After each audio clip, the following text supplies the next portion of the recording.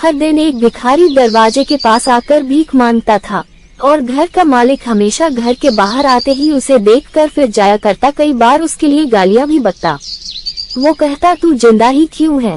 पूरी जिंदगी ऐसे ही भीख मांगेगा क्या? धरती का बोझ क्यों बना बैठा है? और कभी कभी उस भिखारी को गुस्से में वो धक्का भी मार दिया करता। इतना कुछ हो जाने के बावजूद भिखारी के मुंह से सिर्फ यही निकलता कि भगवान तुम्हारे पापों को माफ करे। एक बार सेठ को धंधे में बड़ा नुकसान होने की खबर मिली। सेठ बहुत परेशान था कि तभी उसके दरवाजे पर वही भिखारी आया। गुस्से में अपना आपा खोते हुए सेठ ने उस भिखारी को पत्थर दे मारा। पत्थर लगने के कारण भिखारी का सर फूट गया और उसके सर से खून बहने लगा।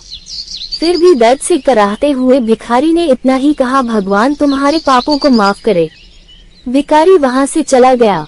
सेठ सोच में पड़ गए, भिखारी को पत्थर मारा फिर भी उसने सिर्फ प्रार्थना की। सेठ का गुस्सा शांत हुआ। सेठ का मन शांत हुआ तो उसने भिखारी का रहस्य जानने के लिए पीछा करना शुरू कर दिया। भिखारी जहाँ जहाँ जाता सेठ उसके पीछे जाता। सेठ ने देखा कि कोई उसको खाना देता, कोई उसको मारता, कोई अपमानित करता तो कोई गाली देता। लोग भिखारी के साथ चाहे जैसा व्यवहार करते, लेकिन भिखारी सबके लिए एक ही प्रार्थना करता, भगवान तुम्हारे पाप माफ करें। अब रात होने को आई थी। भिखारी अपने घर जाने के लिए लौटा। वो अपने घर पहुंच गया, लेकिन सेठ अब भी उसका पीछा कर ही रहा था। एक पुरानी टूटी हुई खटिया पर एक बूढ़ी औरत लेटी हुई थी, काफी कमजोर और बीमार लग रही थी। वह भिखारी की पत्नी थी। अपने पति को वापस आता देख वह खाट से उठ खड़ी हुई। पत्नी ने अपने पति के भीख वाले कटोरे में देखा, उसमें सिर्फ आधी बासी रोटी थी। उसे देखकर वह बोली, आज बस इतना ही मिला, और हाँ, आपके सिर से खून निकल रहा है, ये चोट कैसे लगी? बूढ़ा भिखारी बोला, आज बस इतना ही मिला, किसी ने कुछ दिया ही नहीं। सब ने गालियां दी और एक ने पत्थर भी फेंका, इसीलिए मेरा सर फट गया।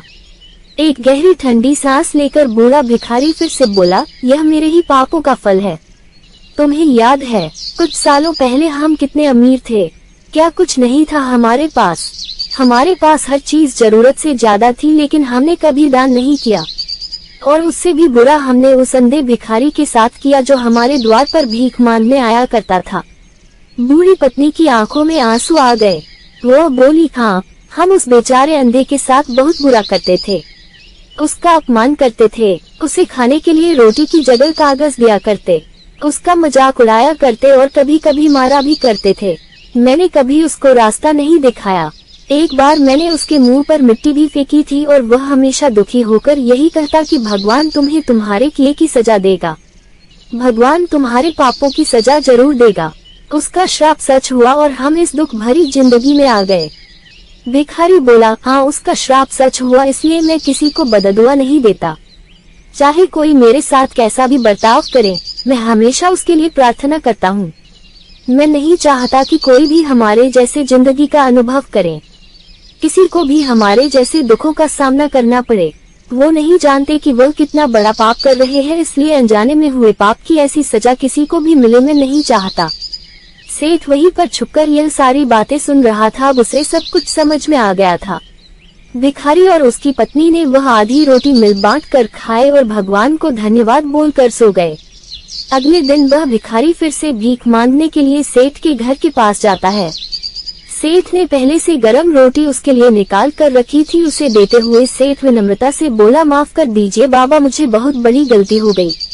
बूढ़ा भिखारी बोला, भगवान तेरा भला करे। इतना कहकर वह आगे निकल गया।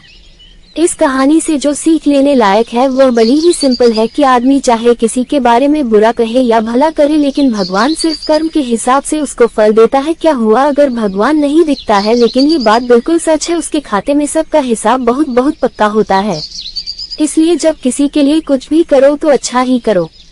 ये कहानी आपको कैसी लगी हमें कमेंट करके अवश्य बताएं। अगर आप चैनल पर नए आए हैं तो चैनल को सब्सक्राइब करें, वीडियो को लाइक करें।